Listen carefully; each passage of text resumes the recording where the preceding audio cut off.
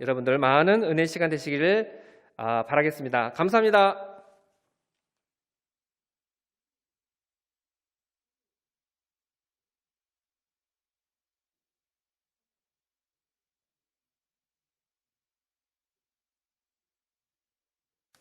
네, 안녕하세요. 네, 감사합니다.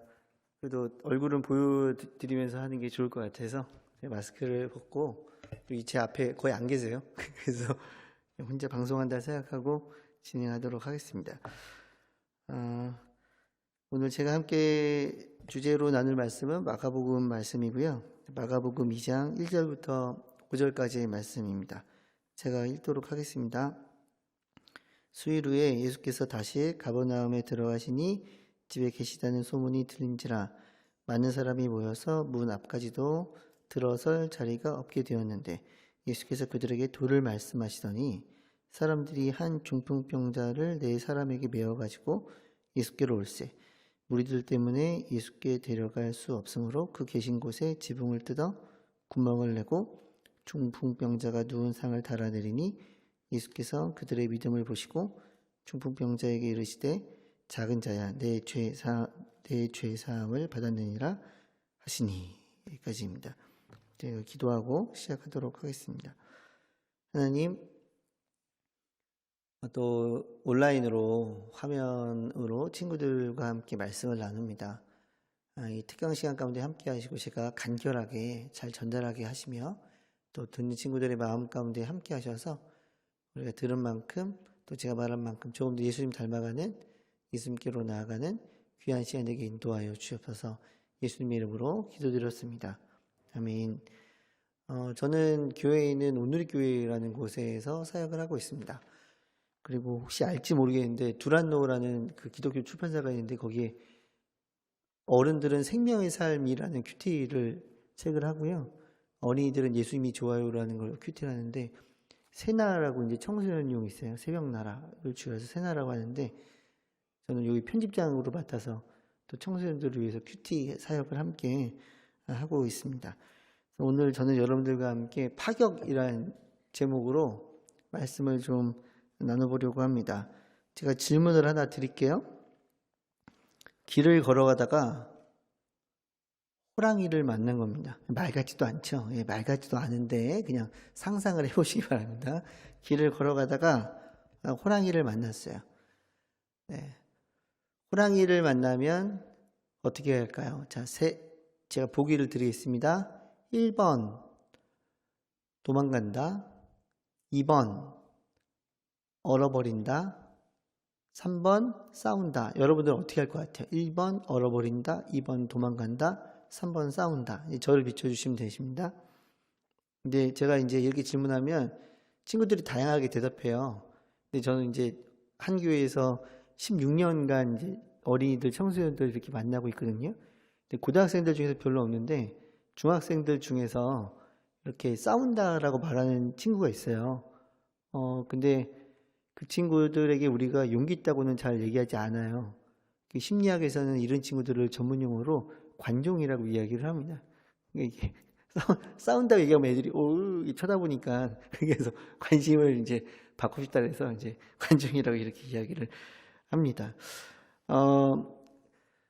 성경 안에는 이제 뭐 이런 직접 호랑이를 만난 사람이 거의 등장하지 않아요. 물론 이제 곰과 사자랑 싸웠다는 다윗의 이야기가 나오긴 합니다. 그래서 승리하긴 하는데요. 근데 성경 안에 호랑이가 나오는 경우는 별로 없지만 호랑이와 같은 대상과 싸우는 사람들의 이야기는 많이 나옵니다. 그게 성경의 이야기라고 여러분들이 보시면 될 것 같아요. 근데 그 싸운다라고 얘기를 한 친구들이 있는데 정말 싸울 수 있는 사람들이 있어요. 근데 두 종류인데 첫 번째는 어차피 죽을 거 한 대 쳐보고 죽자라고 해서 한번 싸울 수도 있고 또 하나는 전문가면 싸울 수 있습니다.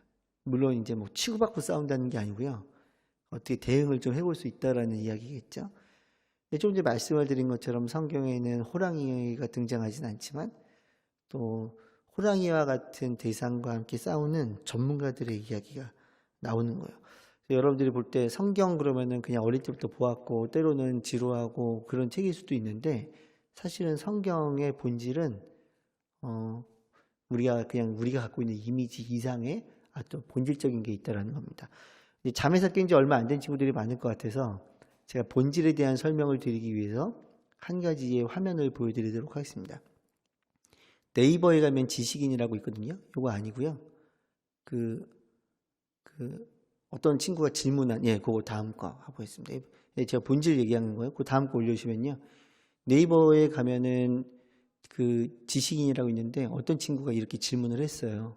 제가 읽어보겠습니다. 파리채로 엄마한테 맞았는데 엄청 맞았거든요.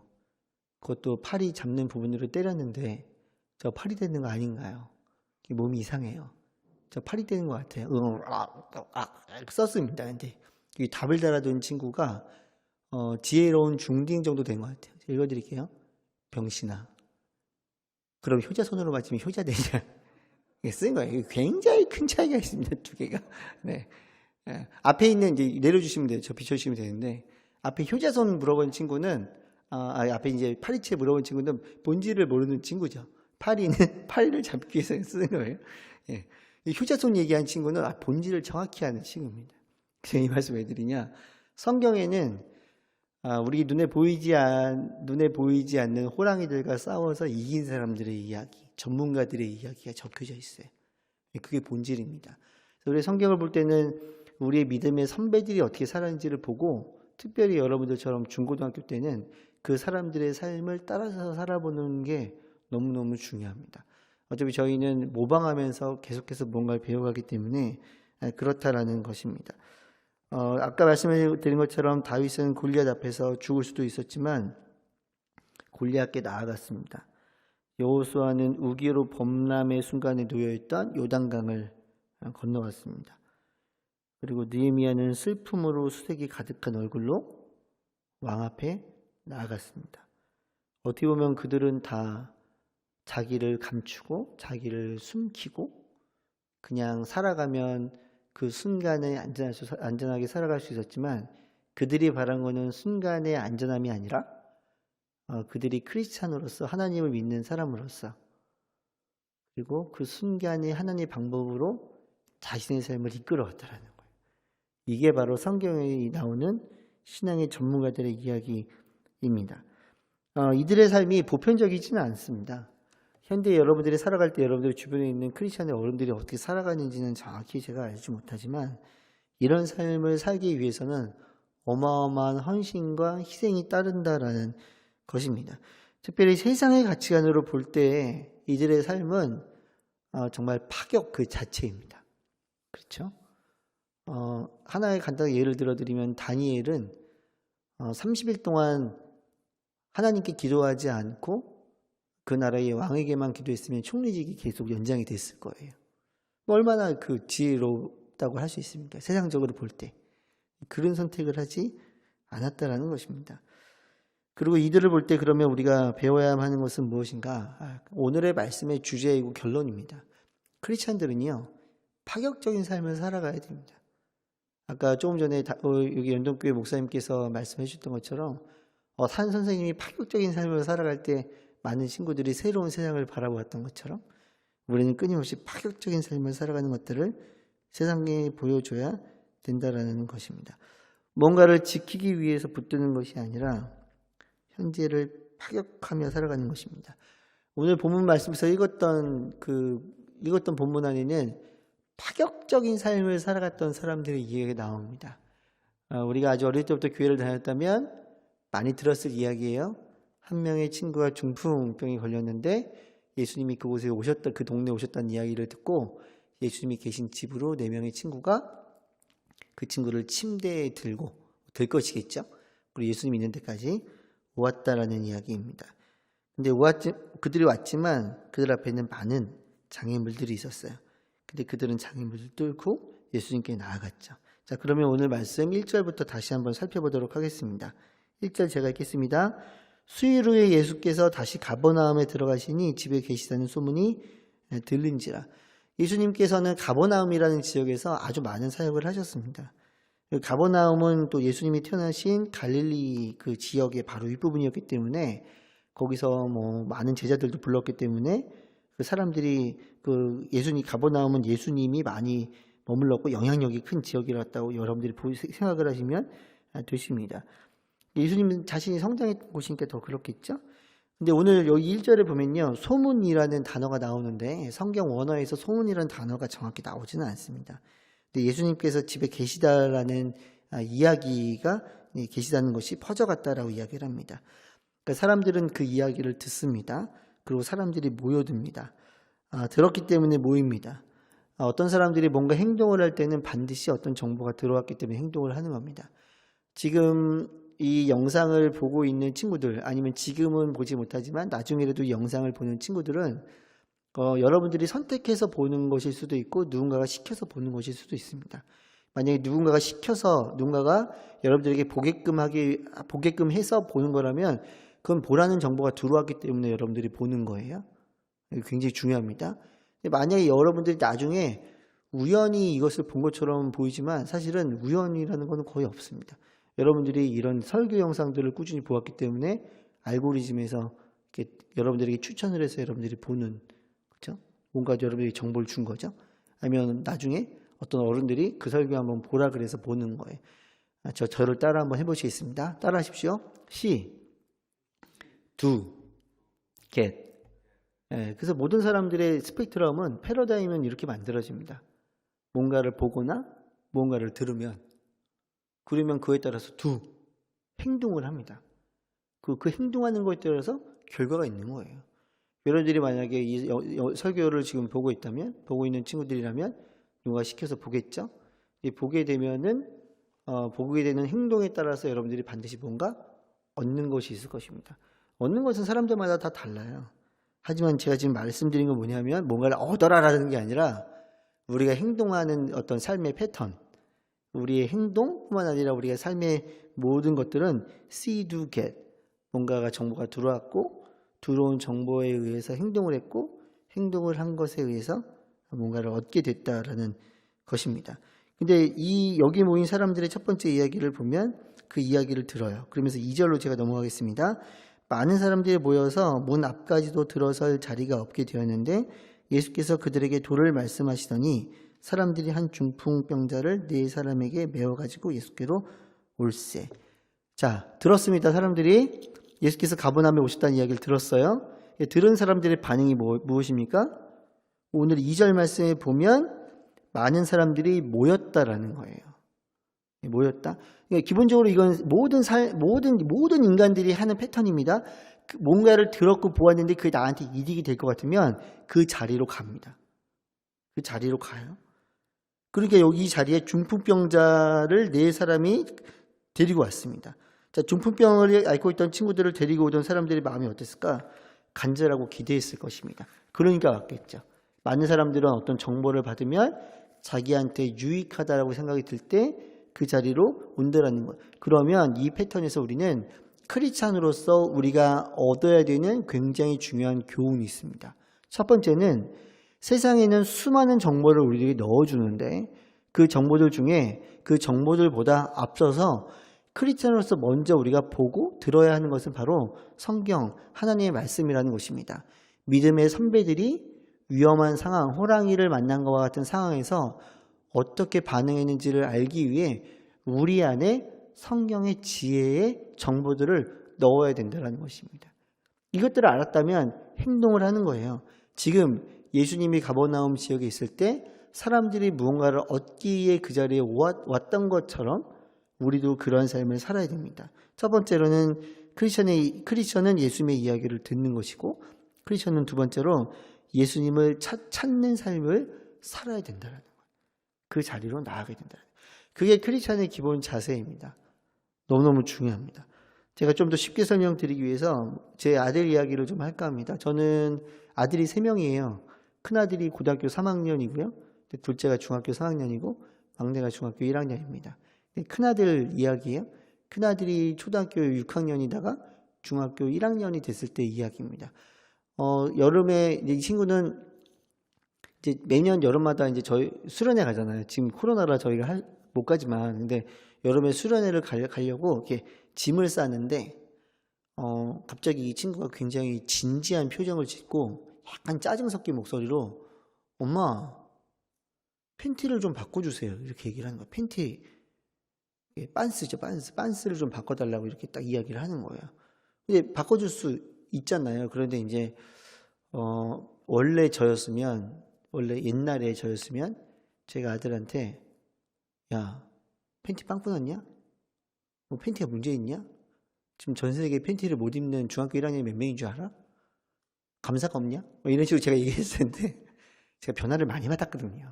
그래서 제가 이제 아들한테 이유가 있을 것 같아서 아들아 네가 지금 빤스를 바꿔달라고 하는데 팬티를 바꿔달라고 하는데 그 이유를 나한테 좀 말해줄 수 있겠니? 이게 제가 이제 물어봤어요. 근데 저희 큰아들은 그 충청도 금산에 있는 그 기독교 학교에 있어서 그 기숙생활을 하거든요. 근데 이 아이가 이제 평소에 몰랐는데 어렸을 때 놀잖아요. 근데 낮에는 남자애들이 멀쩡한데 밤이 돼서 기숙사에 들어가면 남자애들이 다 타잔으로 바뀐대요. 타잔이 옷을 어떻게 입고 다니는지 알죠? 네, 빤스만 이렇게 입고 다니잖아요. 사실 그 굉장히 그 공연 그 음란물이 걸릴 수 있는데 아무튼 이 타잔은 이렇게 그러니까 기숙사에 들어가면 애들이 다 빤스만 입고 뛰어다니는 거예요. 근데 그게 이제 중학교 1학년 때 이야기입니다. 근데 막 친구랑 그날도 뭐 상관없이 빤스만 입고 막 놀고 있는데 그 중학교 1학년이나 중학교 2학년, 이제 6학년 포함해서 그 정도 되면은 이 발육 상태가 굉장히 빠른 친구들이 있어요. 저는 여자가 아니라서 잘 모르는데 특별히 남자애들 중에서도 이렇게 발육 상태가 굉장히 빠른 친구들이 있거든요. 근데 발육이 빠른 애들이 사춘기도 좀 빨리 시작되기도 하고 여러 가지 고민의 시간들을 많이 겪기도 합니다. 근데 제 아들은 많이 어렸기 때문에 그냥 어린이 같았던 거예요. 중학교 1학년 때. 근데 이제 그 친구가 이제 오석이란 친구인데 오석이란 친구가 제 아들 이름이 신영이에요. 제 아들한테 와가지고 친구랑 놀고 있는데 이렇게 얘기를 하더라는 거예요. 신영아, 너도 이제 중학생인데 강아지 빤스는 좀 아니지 않냐? 그렇게 얘기를 하는 거예요. 제 아들은 막 친구랑 막 놀다가 친구가 와서 말해보니까 자기 빤스를 그때 처음 본 거죠. 집 엄마가 그 전에는 그냥 엄마가 주는 거를 입었던 거예요. 딱 봤더니 정말 자기 그 빤스에 101마리 달마시안이 자기가 뛰면 막 같이 뛰어다니는 거예요. 막 강아지가 이 빤스가. 그래서 이제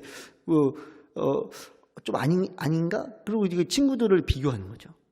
친구들을 봤더니 친구들에게는 강아지 그림이 별로 없는 거예요. 특별히 이제 중학교 2학년 이렇게 올라가면 다 이렇게 무늬가 별로 없고 딱 단색으로 된. 근데 그 오석이라는 친구가 아주 친절한 친구였던 것 같아요. 그래서 그 친구가 좀 이따가 이렇게 자기 팬티를 들고 와서, 그러니까 맞지도 않잖아요. 근데 자기 팬티를 딱 들고 와서 자기를 주드라는 거예요. 그래서 친구가 이렇게 한마디 했대요. 신영아, 너도 이거 한번 입어보고 사나이가 좀 되어보렴. 이렇게 얘기했다는 거. 뭐 팬티 하나 바꾼다고 사나이가 되는 건 아니지만 사나이가 되어보렴 이렇게 얘기를 했다라는 거예요. 그래서 제가 아들한테 물어봤죠. 야, 그러면 너한테 어떤 팬티를 사주면 좋을까 했더니 저를 보면서 씩 웃으면서 아빠 저에게 사나이 빤스를 사주세요. 이따 얘기를 중학교 1학년 때 사나이 빤스. 제 아들이 제가 지금 뭐 얘기하려고 하냐면요. 저한테 이제 행동으로 한 건 뭐냐면 사나이 빤스를 사달라고 행동을 한 거예요. 근데 제 아들이 그걸 스스로 깨달은 게 아니에요. 혼자 뛰어가서 막 혼자 중1 때 막 뛰어다니다가 자기 팬티를 딱 보고 아니 나는 왜 강아지 빤스를 입었지? 그런 게 아니라는 거예요. 주변에 있는 오석이라는 친구가 친절하게 야 이제는 강아지 빤스는 좀 아니지 않냐? 이 정보를 넣어주는 거예요. 정보를 넣어주니까 정보에서 행동을 했죠. 뭘 얻었어요 저한테? 사나이 빤스. 여름 수련회 갈 때는 이제 당장 가야 되니까 그때는 못 바꿔주고 그리고 이제 여름 끝나고 이제 가을 학기 시작할 때 제가 사나이 빤스를 세트로 사가지고 이제 아들 집에다가 이렇게 딱 넣어준 거예요. 여러분 제가 지금 하고 있는 이야기는 무엇이냐면 모든 사람들은 들어오는 정보에 의해서 행동을 하게 돼 있다는 거예요. 그러면 크리스천들은 어떤 정보를 넣어야 되느냐? 우리는 제가 지금 말하는 건 단순히 교회를 다니는 사람들이 말하는 거를 여러분들이 정보로 넣으라는 걸 말하는 게 아닙니다. 제가 말하는 건 뭐냐면 이미 성경에 기록되어져 있는 하나님께서 이미 선택하셔서 우리들에게 모범으로 보여주고 있고 또 예수님께서 이 땅에 오셔서 어떻게 살아가는지 그리고 하나님의 성품과 예수 그리스도를 우리 마음 가운데 넣는 것이 결국엔 크리스찬에게 있어서는 크리스찬의 삶의 첫 번째 단계라는 것입니다. 너무너무 중요합니다. 예수의 이야기가 들어왔을 때 사람들이 모여들었고 또 많은 또 이렇게 중풍병자를 데리고 간 친구도 데리고 왔습니다. 그러면 오는 사람들이 예수님을 잘 믿고 예수님과 늘 대화를 나누면 좋겠지만 사실은 그거는 쉽지 않을 수도 있다라는 거예요. 왜냐하면 4절 말씀을 보도록 하겠습니다. 4절 말씀의 앞부분입니다. 자, 무리들 때문에 예수께 데려갈 수 없으므로. 자, 여러분, 4명의 친구가 1명의 중풍병 환자를 데리고 옵니다. 중풍병 환자를 데리고 올 때 중풍병 환자가 예수님을 만난다고 생각할 때는 치유함을 받을 거라는 기대감이 있는 거죠. 본인이 일어설 수 있다라는 기대감이 있는 거예요. 왜냐하면 중풍병이라고 다 눕는 건 아니지만 여기 나온 사람은 친구들이 침대에 눕혀서 올 정도로 이런 거동이 힘들었던 사람이었던 것 같아요. 그 마음 가운데는 굉장히 큰 간절함이 있었을 것입니다. 그런데 예수께 데려갈 수가 없는 거예요. 이유는 많은 사람들이 모여 있었기 때문에. 여러분, 아이를 키우다 보면 아이가 잘 때 업을 때 있어요. 근데 아주 아기 때는 괜찮은데 좀 크면은 너무 아이가 잘 때 몸이 축 늘어져서 무겁습니다. 근데 사람도 무거운데 더 이상 이 사람을 데리고 예수께 나아갈 수가 없는 거예요. 그러면 그들이 기대했던 게 있겠죠? 치유, 회복, 그리고 자유로운 움직임 이런 것들을 막 꿈꿨을 거란 말이에요. 근데 이게 막히니까 뭔가를 기대했던 게 이루어지지 않으면 우리 마음 가운데 들어오는 마음들이 있잖아요. 서운함, 실망감, 좌절감 이런 게 있을 수 있어요. 그러면 우리가 이제 성경의 내용으로 잠깐 들어가서 보면 성경 안에서 예수님을 만나러 왔던 사람들이 예수님을 다 쉽게 만난 것처럼 보일 수 있잖아요. 그게 그렇지 않아요. 성경이 이미 적혀있기 때문에 우리가 그냥 보니까 보는 거거든요. 저희가 오늘 마가복음 2장 말씀을 읽었는데 마가복음 5장에 가면 회당장 야이로라는 사람이 나옵니다. 그리고 마가복음 5장에 보면 또 혈루병으로 앓던 여인이 나와요. 그 10장에 보면 소경 거지 바디메오라는 사람의 이야기가 나옵니다. 자, 그렇다면 이 모든 사람에게 공통점이 있어요. 뭐냐면 이 사람들이 예수님을 만나러 나왔는데 예수님을 만나러 나오는 이 사람들 앞에 장벽이 있었다라는 거예요. 자, 4명의 친구가 중풍병자를 데리고 옵니다. 장벽이 뭐예요?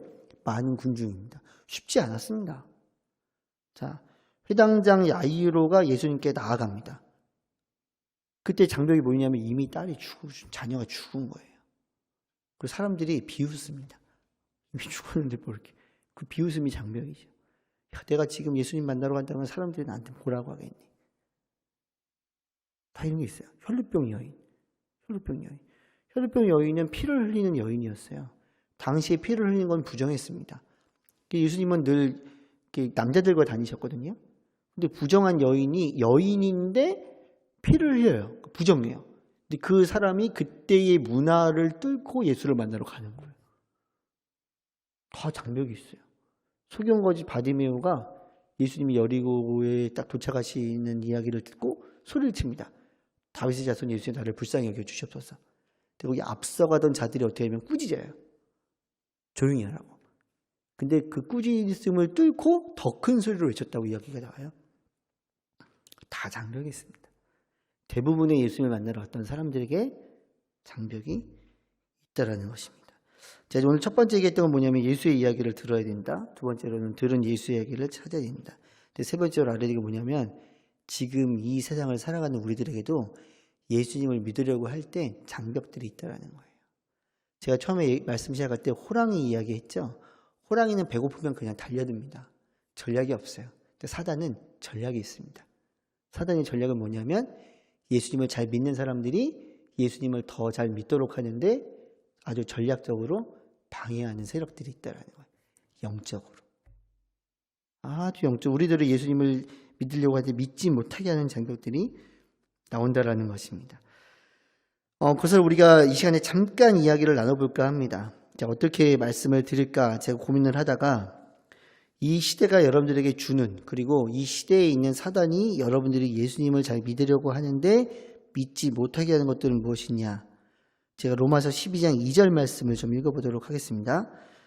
너희는 이 세대를 본받지 말고 오직 마음을 새롭게 함으로 변화를 받아 하나님의 선하시고 기뻐하시고 온전하신 뜻이 무엇인지 분별하도록 하라. 성경에서 우리들에게 이렇게 이야기를 하고 있습니다. 그래서 제가 찾은 것은 무엇이냐면 제가 성경의 진리 안에서 찾은 사단이 우리에게 온전한 크리스찬이 되는 것을 방해하는 것은 바로 여기에 12절에 있는 이야기처럼 이 세대를 본받게 하는 것입니다. 이 시대가 살아가는 대로 그것이 뭔가 내 앞에 눈앞에 좋아 보이는 것, 내 앞에 화려해 보이는 것, 뭔가 더 안전하고자 하는 것, 그런 것들이 우리가 하나님께로 나아가는데 방해가 된다는 거예요. 그래서 로마서 12장 2절 말씀에서 어떻게 이야기를 하냐면 분별하라고 이야기를 합니다. 분별하라고. 그래서 영어에서 어떻게 표현하느냐? Do not conform to the pattern of this world. 이건 이제 자막으로 준비를 못 해주셨네요. 근데 제가 잘 들어보세요. 제가 원래 영어 발음이 좀 좋을 수도 있는데 여러분들이 헷갈리실까봐 제가 완전 한국 발음으로 하겠습니다. Do not conform. 그러니까 회사 가면 그런 거 써요. 어른들이 컨펌 받았어? 이게 컨펌이에요. 확인하다 따라가다 그런 거거든요. Do not conform. 따라가지 마라. 본받지 마라. 뭐를? To the pattern of this world. 패턴이 뭡니까? 패턴. 여러분 짧게 보면요, 제 글씨가 있잖아요. 글씨가 여기저기 막 섞여 있지 않아요. 지 마음대로 있지 않아요. 다 요 줄에 맞춰서 요 간격이 정확하게 글씨가 있어요. 이게 패턴이에요. 제 앞에 지금 교회 의자가 있거든요. 교회 의자가 마음대로 놓여져 있지 않아요. 아주 열과 오를 정확히 맞춰져 있어요. 이게 패턴이에요. 여러분들 제 뒤에 보면 십자가가 그 뒤에 천이 있잖아요. 제 뒤에 천이. 그게 이제 설교하시는 강대상일 텐데 강대상의 천이 강대상에 지 마음대로 막 이렇게 달려있지 않아요. 아주 쫙 패턴. 이 시대가 모든 시대에는 그 시대가 추구하는 패턴이 있다라는 거예요. 패턴. 좀 더 쉽게 설명해 볼까요? 이거 조심해서 말해야 되는데. 요즘 미의 기준으로 볼 때요. 눈이 큰 게 예쁘다고 생각해요? 눈이 작은 걸 예쁘다고 생각해요?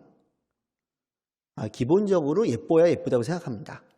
그잖아요? 근데 기본적으로 근데 예쁘고 싶어서 눈을 터요? 찢어요? 아니면 예쁘고 싶어서 눈을 꼬매요? 눈을 찢죠. 이게 패턴이에요. 그게 예쁘다고 생각을 하는 거죠. 그게 이제 그런 거예요. 예쁘고 싶어서 교복 치마를 짧게 입어요? 예쁘고 싶어서 교복 치마를 엄청 길게 입어요, 요즘에. 학교마다 좀 다르게 대부분은 조금 짧게 입습니다.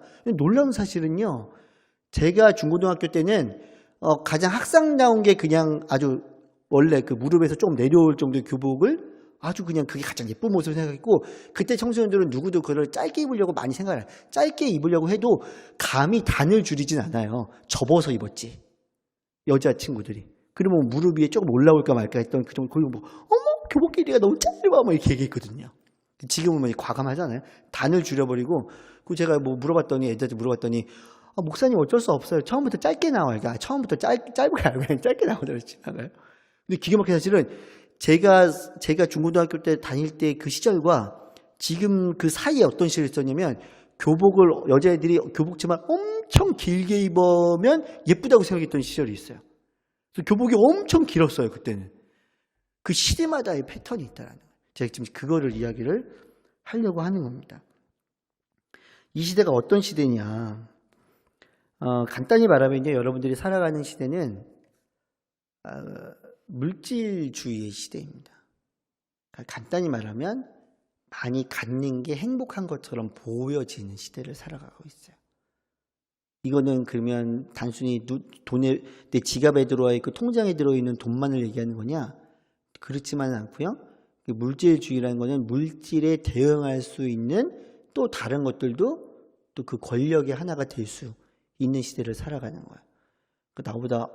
그러니까 이 물질주의 시대를 살아가면 결국에는 그 기준 자체가 물질의 많고 적음을 가지고 더 행복하냐 행복하지 않냐, 아니면 더 잘 살아가는 거냐 더 잘 살아가지 않는 거냐라는 거를 비교를 막 시킨다면, 그러니까는 물질주의의 근간에는 비교주의와 경쟁주의가 함께 움직입니다. 저 사람이 타고 있는 차, 저 사람이 갖고 있는 집, 이런 것들을 비교하고, 이건 어른들의 이야기죠. 아니면 뭐 제가 아들들이 와서 얘기하는 거 보니까는 어른들의 이야기만은 아닌 것 같아요. 왜냐하면 저희 아들들이 아빠, 이 동네에 큰 집도 많은데 왜 우리는 이렇게 작은 집에 살아요? 우리도 큰 집 살아요. 우리 애들도 이제 보면은 어릴 때부터 이렇게 친구들이 야, 너 몇 평이냐? 그래서 와서 큰 집 살아요. 그럼 제가 한마디 하죠. 돈이 없어. 깔끔하게 정리를 하고. 기본적으로 우리는 물질주의를 살아갑니다. 제가 말씀드리려고 하는 거는 이 시대의 패턴은 물질이고 그 물질의 패턴 안에는 경쟁이 있습니다. 그리고 비교하는 마음이 있습니다. 그래서 그런 것들을 가지고 하나님께 내가 축복을 받았다 안 받았다를 막 평가하는 경우들도 아주 많이 있었다라는 거예요. 한 가지. 근데 사람들이 결국에는 이런 것들을 왜 많이 가지려고 하느냐, 이런 이야기를 잠깐 해보려고 합니다. 한 가지 이야기를 할 텐데요. 제가 중등부를 맡았을 때 이야기입니다. 수련의 마지막 날 저녁에 여자아이 한 명이 저에게 상담을 요청해서 만났습니다. 근데 그 친구는 부모님이 아주 신앙이 좋았고, 그리고 그 음악을 전공하는 아이였습니다. 바이올린을 전공하는 아이였어요. 근데 이 친구가 저를 만나면서 첫 번째로 한 말이 뭐냐면, 목사님, 저는 어디 예고를 꼭 가야 됩니다. 예고를 가지 않으면 저 그냥 죽어버릴 거예요. 부모님이 신앙이 아주 좋았고, 이 친구도 예배팀을 하고 있었고, 예배팀에서 아주 모범적인 아이였습니다. 많은 친구들이 그 친구를 보면서 진짜 예배자라고 생각을 했고, 그 친구는 바이올린을 전공을 하면서 바이올린으로 하나님께 나중에 영광을 올려드리고 싶다고 얘기를 했는데, 예고를 가지 못하게 본인이 원하는 예고를 가지 못하게 되면 본인은 죽을 거라고 얘기를 하는 거예요. 중학교 어릴 때는 그럴 수 있어요. 그런 생각 이제 그만큼 그게 뭐가 소중하다, 이제 그 표현이죠. 제가 그 얘기를 듣고 안 죽을 줄 알았어요. 그 친구 그 예고 못 갔거든요. 죽진 않았어요. 아주 지금 열심히 잘 살고 있습니다. 근데 그러면 제가 이제 원래는 이제 옛날에 저였으면, 야, 너 왜 그런 생각을 해? 하나님이 너를 얼마나 소중하게 생각을 하시는데 그런 생각을 하지도 마, 이렇게 얘기했는데, 이제 그런 거는 애들한테 그건 도움이 안 된다는 걸 알아가지고 그다음부터 이제 질문을 하죠. 네가 그렇게 말할 때는 너한테 어떤 그 예고가 소중하고 중요할 것 같은데 너 왜 그런 생각을 하게 되는지 나한테 좀 말해줄 수 있겠니? 이렇게 말하니까 이 친구가 쭉 얘기하는 거예요. 이 얘기 간단합니다. 저는 음악을 전공하지 않았어야 모르겠지만 음악을 전공하는 사람들은 내고 싶은 소리가 있대요. 소리. 근데 그 소리를 내려면 어느 학교에 누군가의 교수님을 만나야 그렇게 성장해서 그 소리를 낼 수 있다라는 거예요. 도저히 저는 무슨 말인지 알지 못합니다. 근데 그 친구가 이제 그 대학을 가려면 또 고등학교를 어디를 가서 어떤 선생님들로부터 교육을 받아야 또 그 학교를 가는데 수월하다라는 거예요. 그렇구나. 야, 그럼 한번 역으로 생각해보자. 네가 지금 고등학교를 네가 원하는 고등학교를 갔다고 상상을 해봐. 그 친구가 상상을 하는 거야. 네가 그 대학을 갔다고 상상을 하는 거야. 네가 내고 싶은 소리를 네가 상상할 수 있겠니? 그 내고 싶은 소리를 상상할 수 있대. 저희는 모르죠. 그러면 그 소리를 가지고 지금부터 연주를 시작하는 거야. 네가 무대 위에 있고 조명이 들어왔어. 네가 지금 어떤 곡을 연주하고 싶니? 어떤 곡을 연주하고 싶대요. 눈을 감고 연주 한번 해봐. 마음속으로 연주를 했죠. 다 끝났어요. 자, 조명이 켜지고 사람들이 일어나서 너에게 박수를 막 쳐주는 거야. 너는 그 소리를 냈고. 너 그 연주 왜 한 것 같아? 그 소리 왜 낸 것 같아? 그 친구가 똑똑한 친구였어요. 물어보는데 4글자로 대답을 하더라고요. 자기만족? 여러분, 경쟁이라는 걸로 들어가서 이기고자 하는 거에 가장 깊은 핵심이 무엇이냐면 자기만족이 있습니다. 저는 물질을 부정하는 게 아니고, 대학을 부정하는 게 아니고, 등수를 부정하는 게 아니에요. 그 모든 것들 가운데에 하나님의 영광을 위해 성실히, 열심, 그것보다 그 앞서서 나의 만족이라는 것이 내 삶의 중심으로 들어와 버리면 그거는 하나님이 계셔야 되는 자리에, 예수님이 계셔야 되는 자리에 내 자신을 놓아버리는 거예요. 간단합니다. 여러분들이 무언가를 하고 무언가를 얻으려고 할 때 여러분들의 중심을 보세요. 내 만족을 위해서 그런 건지, 아니면 그것을 통해서 하나님께 영광을 올려드리려고 하는 건지. 여러분, 기독교는 간단합니다. 기독교는요, 기독이라는 단어는 중국말인 한문에서 온 거예요. 기독. 중국말로는 찌두예요. 이게 헬라어로 가면 크리스토스. 그러니까 예수님이 중국말로 찌두가 우리말로 기독이 된 거예요. 기독교는 뭐냐? 내 삶의 중심에 하나님의 예수 그리스도의 예수 그리스도의 삶, 하나님의 말씀의 진리, 그게 내 삶에 들어와서 내 중심이 되어 살아가는 게 기독교예요. 기독교를 통해서 내가 세상에서 안전하면 좋겠죠. 그리고 하나님께서 안전하지 않게끔 하는 것도 아니에요. 모든 축복의 근원은 하나님이시니까 물질의 축복도, 안전의 축복도, 평안의 축복도 하나님이 주시는 거예요. 그런데 그게 기독교를 내가 예수 그리스도를 믿는 삶에서의 어떤 목적과 목표가 돼버리면 그건 기독교가 아니죠. 그건 기독교가 아닙니다. 제가 굉장히 중요한 얘기 하나 해드리면, 신약에 예수 그리스도를 만나고 난 이후에, 신약에 나오는 사람들 중에 예수 그리스도를 만나고 난 이후에 대박난 인생이 세상적으로, 세상의 패턴에 의해서 물질적으로 대박난 인생이 한 명도 성경에 등장하지 않습니다. 한 명도 성경에 등장하지 않아요. 물론 하나님을 잘 믿다 보면 하나님의 목적에 의해서 하나님께서 축복해 주셔서 뭔가 우리에게 안전을 주실 수도 있고 물질을 줄 수 있겠죠. 하지만 목표와 목적은 자기 만족이 아니라 세상의 어떤 패턴에 의한 내가 뭔가의 기쁨을 얻고자 하는 것이 아니라 내 삶이 하나님이 원하시는 삶이 되는 말씀이 중심되고 예수 그리스도가 중심되는 삶, 나한테 뭔가 생긴다고 할 때 그 모든 것들이 다 하나님께 영광을 올려드릴 수 있는 삶, 임을 우리들이 반드시 기억을 해야 합니다. 기억을 해야 해요. 절정으로 넘어갑니다. 저희가 아까 읽었던 4절 마지막 부분입니다.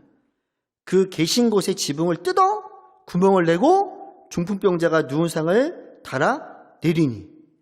자, 친구들 어떻게 했느냐? 우리나라 같은 지붕은 아니에요. 팔레스타인 지역이기 때문에 평평합니다. 지푸라기 같은 것도 만들었어요. 우리보다 뜯기가 쉽잖아요. 아파트 아니잖아요. 벽돌 안 치워도 되잖아요. 기와장 안 치워도 되잖아요. 그런데 사람들이 집안에 가득 모여 있는데 올라가서 집을 막 뜯으면, 지붕을 뜯으면 하늘에서 뭐가 떨어지겠어요? 안 떨어지겠어요?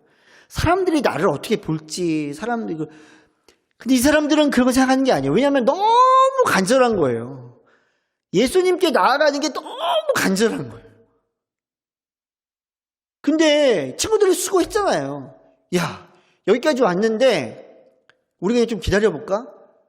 그리고 친구들이 어떻게든지 예수님 만나려고 하면은 누워있는 친구가 야, 여기까지 너희가 나를 데리고 온 것만으로도 나는 감사하다. 그런데 예수님께로 나아가고 예수님의 삶을 닮아가려고 하고 정말 크리스천으로 살려고 하는 거는 야, 그래, 그만큼 노력했으니까 생각했으니까 됐지. 그런 게 아니에요. 목숨을 걸고요. 사람들의 눈빛과 상관이 없이 예수 그리스도를 향해서 그냥 돌상을 나가는 것이 크리스천의 삶이라는 거예요. 지붕을 뜯습니다. 그리고 내립니다. 이러한 어려움, 이러한 절망 같은 상황, 어떤 그런 장애물들에서 나아가지 못하는 상황, 이것들을 뚫고 가는 게 바로 크리스천이라는 것입니다. 설교 초반이 좀 지났을 때 제가 말씀을 드렸습니다. 야이로의 딸은 죽었어요. 사람들이 비웃습니다. 그런데 예수님을 향해서 붙들고 회당장 야이로가 이야기를 합니다. 혈병 걸린 여인이 사회 문화적으로서는 예수님께 나아갈 수 없습니다. 부정해요. 그런데 예수님께 나아갑니다. 장벽을 뚫고 나아가는 거예요. 바디메오가 사람들이 꾸짖고 많은 군중들이 그를 이렇게 예수께 나아가지 못하겠지만 상관이 없이 그를 뚫고 왔습니다. 예수께서는 그때마다 하신 얘기가 있을 게 뭐냐면 그들을 향해서 내 믿음이 너를 구원했다라고 이야기를 합니다. 내 믿음을 얘기하세요. 그 믿음은 무엇입니까? 예수 없이는 안 된다라는 믿음입니다. 세상에 어떤 부귀 영화가 나한테 있을지라도 예수님이 내 안에 없으면, 예수님이 내 삶의 목표와 목적이 아니면 내 삶은 의미 없는 삶임을 인정하는 것이 중요합니다. 그래서 장벽을 부수고 예수께 나아가는 것이 굉장히 중요합니다. 반드시 장벽이 있습니다. 이게 오늘 굉장히 중요한 얘기예요. 코로나도 장벽일 수 있죠. 아까 첫 번째 목사님께서 말씀하셨던 것처럼 사회적인 어떤 기독교에 대한 냉대적인 시선, 장벽일 수 있습니다. 근데 꼭 교회를 나와서 예배를 드려야 되는, 예배를 드리지 못하는 건 믿음이 아니다, 그런 건 아니에요. 제가 지금 여러분들에게 말씀하고 도전한 건 단순히 예배 자리에 있느냐 없느냐를 뛰어넘는 것입니다.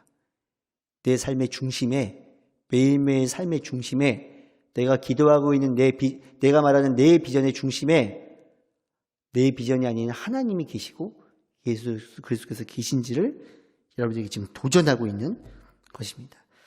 SBS 영재발굴단이라는 곳에 한 친구가 나왔습니다. 제가 그림을 좀 이따 보여드릴 텐데요. 이 얘기는 한 8년 전쯤 얘기입니다. 국내에 어린이 미술 전문 잡지에 한 초등학생 친구가 실렸어요. 초등학생의 그림이 실린 거죠. 근데 화제가 됐습니다. 그 인체 구조를 로봇에 비유해서 이렇게 그림을 그리는 친구예요. 보여주시겠습니까? 그래서 이 친구의 독특한 스타일의 그 화풍을 이 교수들이 칭찬하기 시작했어요. 그래서 5학년 나이에 완성시켰습니다. 근데 이제 이 방송이 나왔을 때 이 친구는 17살이었어요. 이 친구가 제가 이런 얘기를 하고 있는 것도 모르겠죠.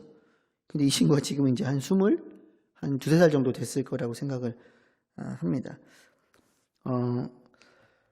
그래서 이 친구의 그림을 보고 그 교수들이 뭉크와 같은 화가가 될 거라고 극찬을 했어요. 네. 19세기 유럽의 표현주의 화가들처럼 선이 하나하나 막 이렇게 생명이 불어넣어져 있다, 이런 칭찬을 막 받은 거예요. 놀랍게도 이 친구가 그러면 이제 초등학교 5학년 때 그림이니까 이제 고등학생이 되면은 어디 고등학교를 다닐 거라고 일반적으로 생각합니까? 미술로 예고를 갈 거라고 생각했죠. 이 친구가 인문계 고등학교를 다니고 있는 겁니다. 그래서 학교를 찾아갔는데 늦은 밤까지 야간 자율학습을 하고 있는 거예요. 중학교 1학년 때. 이 친구 그림을 조금 더 보여주실까요? 그 그림 뒤에 있는 그림을. 어릴 때부터 사물을 보는 시각과 그것을 표현하는 방식이 남달랐대요. 그래서 그림을 보면 아까 로봇 그림도 있고 뒤에 보면 그 자연을 그린 그림도 있거든요. 그림 한번 보여주시겠습니까? 예, 잘 안 보이군요. 한 장을 더 넘겨주시겠어요? 예, 근데 이제 이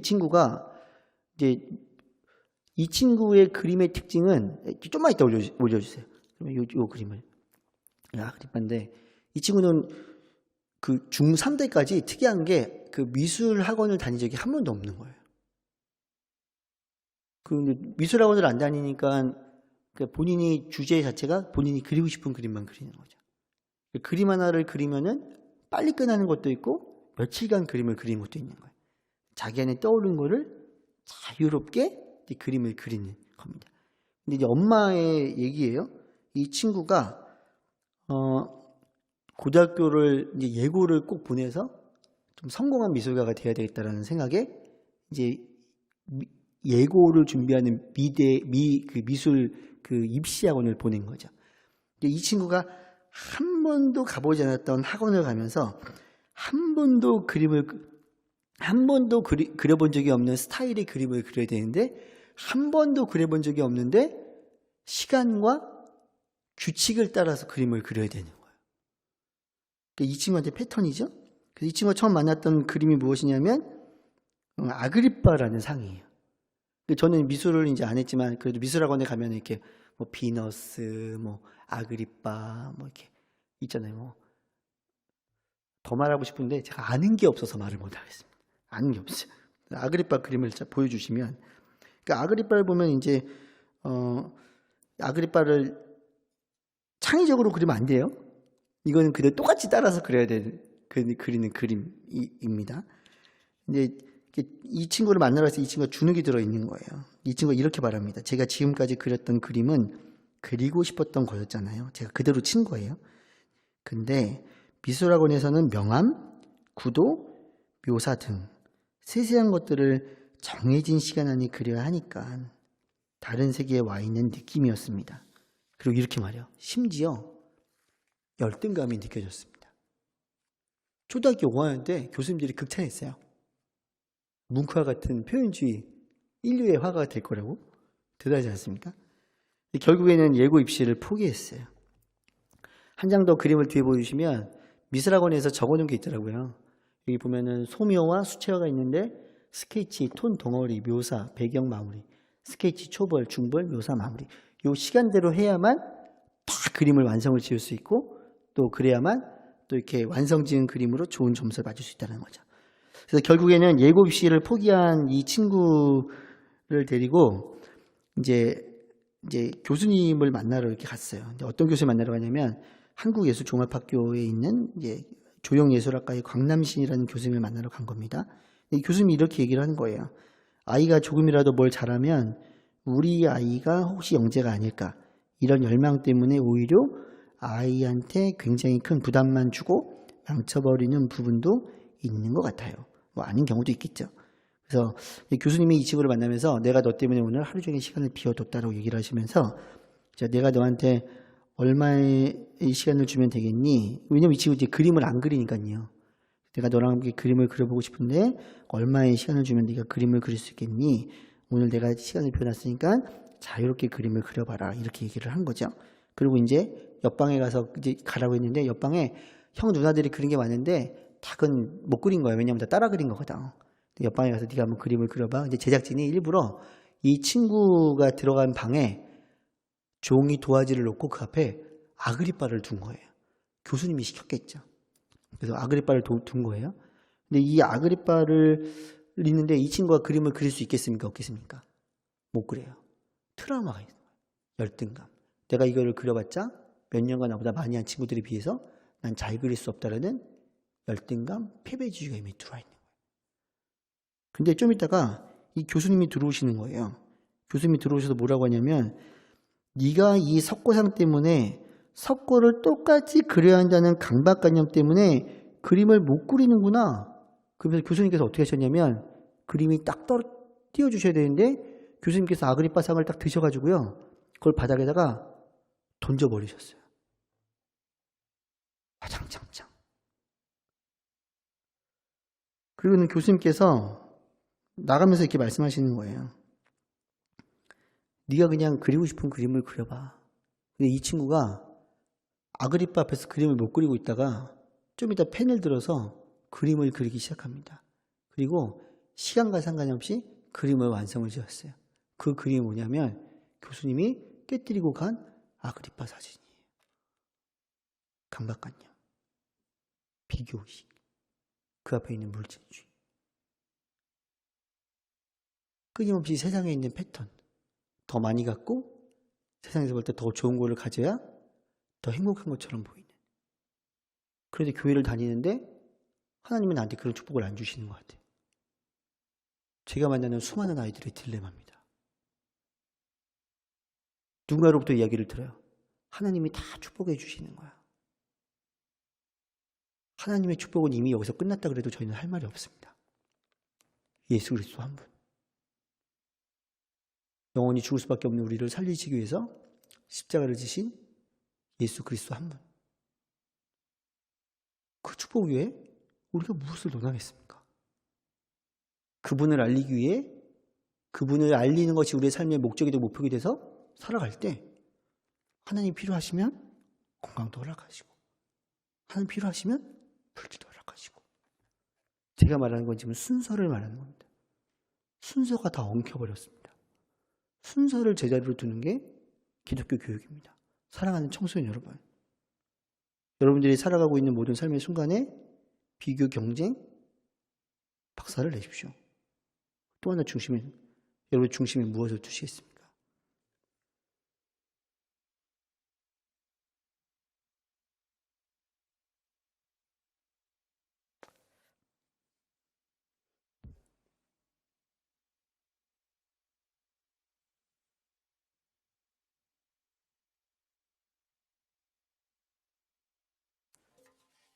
아그리빠를 하나 가져왔습니다.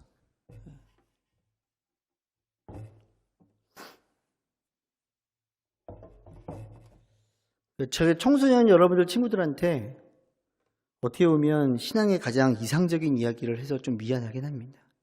왜냐하면 청소년 때는 좀 멋져 보이기도 하고 예뻐 보이기도 하고 내가 누구를 이겨보고 싶은 나이기도 하거든요. 자기 중심성이라고 전문용어로 이야기를 하는데요. 여러분들 때의 그것들을 과감히 포기하며 살아보는 인생을 살아보지 않으면 그것에 묶여버려요. 여러분들은 그 삶을 좀 살아봐야 됩니다. 그럼 각자에게 아그리빠가 있어요. 비교하고 경쟁하는 것, 나를 열등감을 갖게 하고 우울하게 하는 것이 무엇인지를 보면 됩니다. 그것이 무엇이겠습니까? 사람들마다 다릅니다. 한우림이라는 SBS에 나왔던 친구는 그림이었어요. 근데 단순히 그림이 나쁜 게 아니라 그 안에 나를 경쟁하고 그래서 내가 빛나지 않으면 포기해버리고 싶은 것. 어떻게 될까요?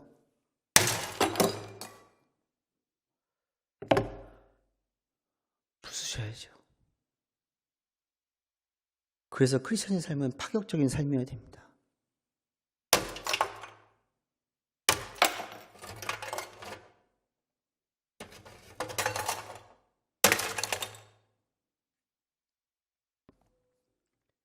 세상에 있는 기준들을 부수지 않으면 예수께로 나아갈 수 없습니다. 과감해지십시오. 용기를 가지십시오. 세상에 있는 사람들은 잘 몰라서 교회 행동을 보면서 기독교를 욕할 수 있는데 그거는 때로는 조금 몰상식한 교회들 때문에 그런 것이 하나님이 잘못됐기 때문에 그런 것이 아닙니다. 예수님이 잘못됐기 때문에 그런 것이 아닙니다. 정말 중요한 것은 무엇이냐? 오늘의 말씀을 정리하며 우리는 파격적인 삶을 살아가야 된다는 것입니다. 4명의 친구들처럼, 회당장 야이로처럼, 혈병 여인처럼, 소경거지 바디메오처럼, 성경에 있는 전문가들처럼 우리는 이 땅에서 신앙의 전문가로 살아가야 된다는 것입니다. 이제 저는 말씀을 마치려고 합니다. 크리스천의 삶은 어떠해야 합니까? 첫 번째, 크리스천은 하나님의 이야기를 들어야 합니다. 두 번째, 크리스천은 예수님의 이야기를 찾아야 합니다. 세 번째, 크리스천은 예수님께 나아갈 때 장벽이 있음을 반드시 기억을 해야 합니다. 반드시 있습니다. 네 번째, 현실의 문제를 파악하고 나를 예수께로 나아가지 못하고 있는 사단의 공격이 무엇인지를 파악하고 그곳으로 나아가야 합니다. 다섯 번째, 현실을 파악하고 믿음으로 예수께 나아갈 때 하나님의 기적이 여러분들의 삶 가운데 일어날 줄 믿습니다. 제가 이제 기도하도록 하겠습니다. 하나님, 우리가 하나님께로 나아가지 못하게 하는 사단의 공격들은 세상에 너무나도 많이 있습니다. 그것이 때로는 기독교를 믿는 사람들이 만든 것일 수도 있고, 기독교를 미워하는 사람들이 만든 것일 수도 있고, 사단은 인간들을 동원해서 우리 청소년들이, 우리 친구들이 하나님께로 나아가는 것을 방해하는 문화를 이 땅에 만들고 있습니다. 하나님, 우리가 깨어나게 하시고 우리가 하나님의 사랑에 붙들리게 하셔서 용기를 갖게 하셔서 예수 그리스도의 삶을, 하나님의 성품을 온전히 닮으며 나아갈 수 있는 놀라운 축복의 은혜를 허락하여 주시옵소서.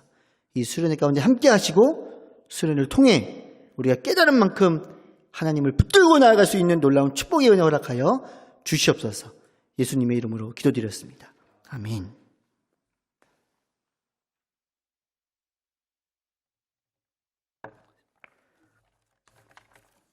우리 예배를 받으신 하나님께 우리 영광의 박수 올려드리겠습니다.